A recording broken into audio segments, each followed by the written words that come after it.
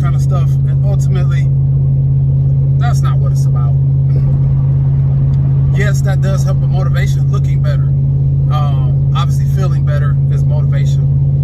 But at the end of the day, your first priority has to be just being healthy, man, and having a high quality of life.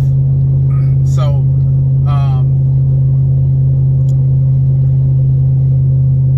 I'm gonna coin the term high value lifestyle. That means you value your body, the one you have, and you're not willing to compromise it for anything, including how you look. You know what I'm saying? Like, some people are chasing attention and looks so bad that they're willing to put their body through the ringer. This is not that. This is, I'm chasing health and the quality of life, an extended quality of life. Not attention, not, you know, extreme looks in terms of aesthetics. It's not that. Quality of life is the priority. And yes, I'm willing to work hard to achieve that. So anyways, this video, I wanted to delve in a little bit into, yes, I coined myself the Hitman on Instagram, HIIT, man, Hitman, you know what I'm saying? Because I like to hit cardio, man. I love it. I love to hurt so bad. I love it. I love to be sprawled out on the floor, can't breathe, just hurting. I love it. It's so great, man. But sometimes I'm the LISS man. And sometimes it's okay not to do HIIT, but to do LISS. If you don't know what LISS means low intensity, steady state. It's the exact opposite of HIIT, high intensity interval training. That's one extreme, low intensity, steady state. It's not an extreme because the other extreme is not doing nothing. The other extreme is not doing nothing at all, sitting on your behind. All right, so this is like the other extreme of actually doing something. Low intensity, steady state.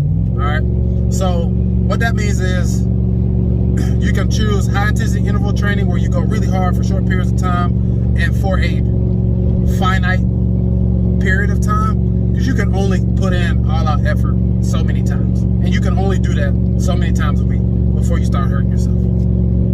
So that's not an everyday thing. And then you have like moderate intensity steady state, MISS, that's what they call it, moderate intensity steady state. So that's like if you go out and run a 10K and you try to get a personal best. That's like moderate intensity steady state. Now that, at the end of it, you might be hurt real bad. Or like a 5K is hurt, man, when you're trying to do your best. You could be redlining for a long time. But today we're gonna focus on low intensity steady state. And there's a couple of things that it's really good for. One of those is recovery from either HIIT cardio or MISS cardio. So where you went really hard the day before, because MISS cardio, you could go really hard, burn a lot of calories, and put your body in an energy deficit. You have to recover. If you have a hard day, you should then follow that with an easier day. Now this is assuming that you're training for peak performance. If you're just kind of going through the motions, like, this doesn't really apply. It doesn't apply. You know what I'm saying? But even if you are kind of more of a moderate intensity steady state, doing that multiple times a week, at some point during that week you probably need a LISS day where you go very, very easy. And those are what people call like recovery runs, conversation pace for runners, like where you can run and talk and stuff. That's a lower intensity steady state. So your heart rate's not getting real high. You can talk while you run. You know what I'm saying? Like you aren't going at your hardest if you can hold a whole conversation while you're running. You know what I'm saying? So the low intensity steady state is something simple, like get on your treadmill or get on an elliptical or get on a bike and just go for 30 minutes, 45 minutes, an hour. but your heart rate doesn't go into the red zone at all. Now maybe if you're just, you know, if you're a hit miss fiend like me, like maybe at the end you push yourself a little bit, maybe like the last 5 minutes or, you know, few minutes of it, you get into maybe your, I would say like 80% range as far as your heart rate, but you should not be redlining on your easy days. You know what I'm saying? So LISS Cardio is very, very good for recovering and giving your body a chance to recoup. It's active recovery so that you feel refreshed the next day. You will feel a lot better the next day, even sometimes versus taking the day off, doing that low intensity steady state.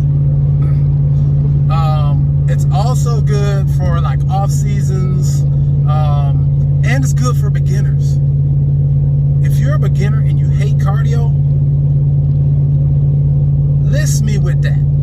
You know what I'm saying? Go get you some low intensity steady state cardio. But it's gotta be hard enough. Like going shopping in the mall or going for some easy type of walk. Like you gotta try a little bit. You know what I'm saying? Like your heart rate, you gotta get into that fat burner zone around 120, 130, even 140 beats per minute. So you gotta be moving, man. You know what I'm saying? Like you gotta be trying. I'm talking about like you gotta have some pace goals or something going on. You know what I'm saying? Or some hills or inclines or something. So one of my favorite LISS workouts is an incline walk on the treadmill. I'll do 20 minutes. And I'll stay at 3 miles an hour the whole time. So for 1 hour, I'm doing 3 miles. The first 20 minutes is at 12% incline. The second 20 minutes is at 13% incline. And then the next 10 minutes after that is at 14% incline. And the last 10 minutes is at 15% incline. My quota generally for my workouts is 1,700 plus calories. 1,700 to 1,000 calories an hour. To maybe 1,100 calories an hour. So even when I'm doing LISS, the thing about, you know, going hard is that you're typically going to have to take breaks. So it balances out. When you're doing low intensity steady state, you're still going to fall within that range of calorie burn that you should achieve per hour, but it doesn't take nearly as much toll on your body. So for example, this morning I did my usual incline walk. I burned like 850 calories. If you include the warm up or the cool down, I didn't even warm up. I just jumped on there and started going. The great thing about this, you don't even really need to warm up. You just go. You can stretch at the end after you're warm. Now, if I did a warm up and cool down, that's like 900, 950, maybe even 1,000 calories. And the great thing about that is that I'll feel good tomorrow. Another use for it is also, the last use for it is when you're lifting weights, but you want to get the cardio to burn the calories to put you in that calorie deficit, but you want to retain your muscle. When you do it, when you're trying to retain muscle, especially when it's like beach season or whatever it is, and you're trying to cut, but you want to keep your muscle, LISS is probably the best way to do that, provided that you're already lean enough to even try to preserve muscle. If your body fat ain't low, this does not apply to you. So don't go about talking about, yeah, I want to keep all my muscle, and you obese and high body fat. If you got high body fat, that statement does not apply to you.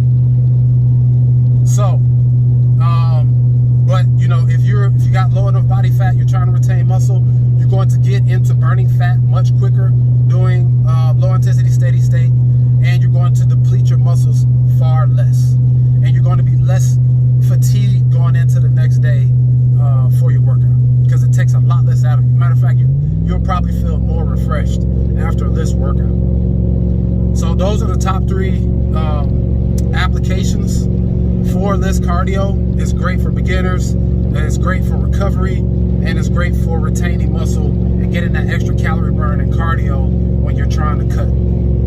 Like say if you want to step on stage or something like that. LISS is the best type of cardio. It's great for rehabbing from injuries too. You know what I'm saying? If you have an injury from running or working out or whatever, it's great to get, you know, just general exercise in. So you guys try some LISS Cardio. It could be walking, it could be swimming, you know what I'm saying? It could be rowing. You can get a long row in a row machine. you know, cycling, you know, a long row stint on a bicycle. It could be a lot of different things, man, but you got to do something first. So cardio. Got to do it. Got to do it. You'll be stronger for it. You'll be better for it. You'll be healthier for it. Guaranteed. All right, guys. Y'all comment, like, subscribe, man. I'm going in 2022. It's only 2021, and I got a whole bunch of stuff I'm storing. I'm keep going all the way in. So y'all just stay tuned. And y'all follow me, man. Follow me. We're in the look at me generation. This is the look at me generation. Hopefully at some point we get to a follow me generation that